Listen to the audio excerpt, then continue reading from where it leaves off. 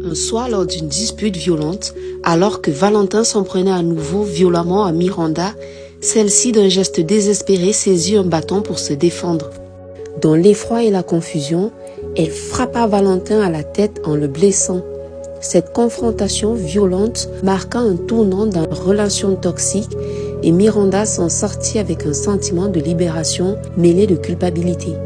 Pour Miranda, cette altercation fut un mal nécessaire pour mettre fin aux abus de son frère et malgré les blessures infligées, elle resta convaincue que c'était le seul moyen de se protéger.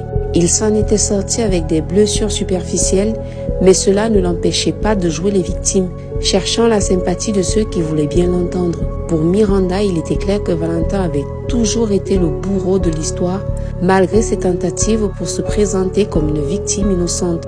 Elle se rappelait toutes les fois où elle avait dû endurer ses abus, toutes les fois où elle avait été victime de sa colère démesurée. Mais malgré tout, elle gardait l'espoir que cet épisode de violence marquerait un tournant dans leur relation, que Valentin comprendrait enfin l'impact de ses actions sur sa sœur et qu'il changerait pour le mieux.